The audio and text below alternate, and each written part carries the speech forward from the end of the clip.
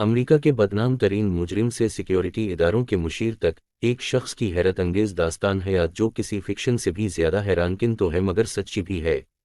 8 چہروں والے اس شخص کے پیچھے ایک زمانے میں لاتعداد افراد تھے جو اس کے دھوکے بازی کے شکاروں کے علاوہ ایف بی آئی اور پولیس اہلکار تھے تاکہ اسے گرفتار کر سکیں۔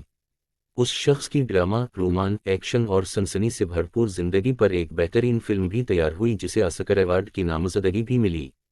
ہو سکتا ہے کہ آپ اس شخص سے تو واقف نہ ہوں مگر فلم کا نام سنا ہو، catch me if you can. ذہن میں گھنٹی بجی۔ فرینک اباگنیل جونیئر وہ شخص ہے جس کا کردار فلمی پردے پر لیونارڈو ڈی کیپریو نے ادا کیا، جبکہ ان کو پکڑنے والے ایف بی آئی ایجنٹ کے روپ میں ٹام ہینکس جلوہ گر ہوئے۔ اپریل 1948 میں پیدا ہونے والے فرینک کے والدین ان کے بچپن میں الگ ہو گئے تھے اور وہ اپنے باپ کے پاس مقیم رہے اور بچپن سے ہی دکانوں سے اشیاء چوری کرنے کے عادی تھے۔ والد کی جانب سے فرینک کو کریڈٹ کارڈ استعمال کرنے کی اجازت دی گئی تو اس کا فائدہ اٹھا کر مہنگی چیزیں خرید کر دوبارہ واپس فروخت کرنا شروع کر دی۔ اس دھوکے بازی کے پکڑے جانے پر فرینک کو برے لڑکوں کے اسکول بھیج دیا گیا اور 16 سال کی عمر میں وہ گھر سے بھاگ گئے۔ گھر سے بھاگ کر پہلے تو انہوں نے اصل عمر سے 10 سال زیادہ طاہر کرنے والا ڈرائیونگ لائسنس بنایا اور مفت پروازوں کے لیے خود کو پان ایم ایئرلائنز کا پائلٹ ظاہر کرنے لگے۔ اس زمانے میں پان ایم کے علاوہ دیگر فضائی کمپنیاں پروفیشنل پائلٹس کو طیاروں میں مفت سفر کی سہولت فراہم کرتی تھیں جس کا فرینک نے بھرپور فائدہ اٹھا کر لاکھوں میل کا سفر کیا۔ پائلٹ کی حیثیت سے ہوٹلوں میں مفت قیام اور طعام جیسی سہولیات سے بھی مستفید ہوئے۔ کاک پٹ میں پائلٹوں سے گپیں لڑائیں اور کئی بار طیاروں کو بھی چلایا مگر آٹو پائلٹ پر اور ایئر ہوسٹسز سے معاشقے بھی لڑائے۔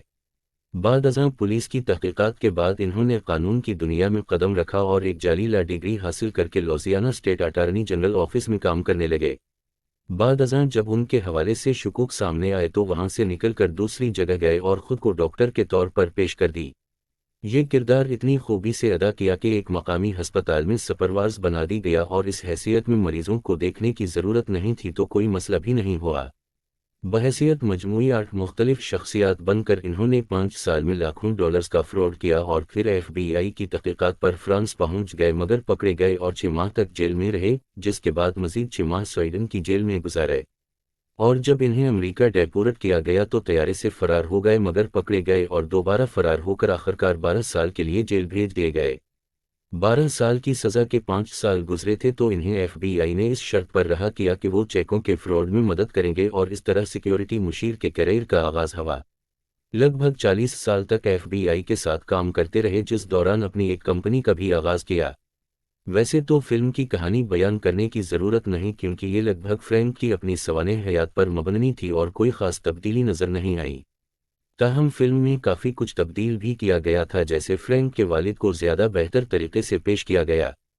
فلم میں 1963 کا حد دکھایا گیا جب فرینک کا خاندان مختلف مسائل کے باعث ایک بڑے گھر سے ایک چھوٹے اپارٹمنٹ میں منتقل ہوا اور فرینک کو ایک پبلک اسکول میں داخل کرا دیا گیا۔ جب والدین کی طلاق ہوئی تو فرینک گھر سے بھاگ گیا اور پیسے کی ضرورت پر فراڈ کرنے لگا اور آہستہ آہستہ اعتماد بڑھتا گیا تو پہلے ایک پائلٹ بن کر پان ایم کے پیروک چیکس کی جعل سازی کرنے لگا اور لاکھوں ڈالرز کمائے۔ اس دوران ایک ایف بی آئی ایجنٹ کارل ہانرٹی نے فرینک کو ایک ہوٹل میں دریافت کر لی مگر فرینک اسے یہ یقین دلا کر فرار ہو گیا کہ وہ سیکرٹ سروس کا ایجنٹ ہے۔ بعد ازاں ڈاکٹر اور وکیل بن کر بھی لوگوں کو دھوکے دے اور ایک ہسپتال کی ورکر کی محبت میں وہ گرفتار ہو کر اس کے والدین سے شادی کی درخواست کی۔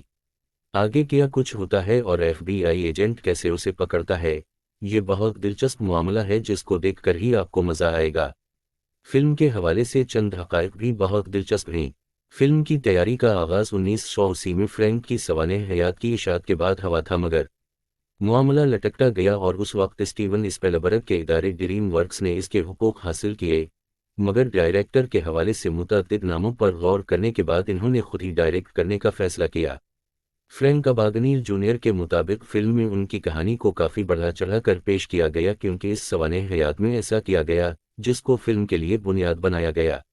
ایسا سوانح حیات لکھنے میں ان کا ساتھ دینے والے اسٹان ریڈنگ کے باعث ہوا اور فرینک کے مطابق اس نے میری سوانح حیات لکھنے کی بجائے اسے ایک کہانی کے طور پر پیش کیا۔ فلم میں بھی اسی فیصد واقعات مستند تھے۔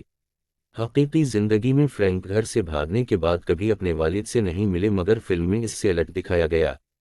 فلم کے لیے لیونارڈو ڈی کیپریو کے لیے 100 سے زائد ملبوسات کا استعمال کیا گیا۔ فلم کے لیے 140 لوکیشنز پر شوٹنگ صرف 52 دن میں مکمل کی گئی۔ فلم میں جس مرکزی کردار کا نام بدلا گیا وہ فرینک کو پکڑنے والے FBI ایجنٹ کا تھا۔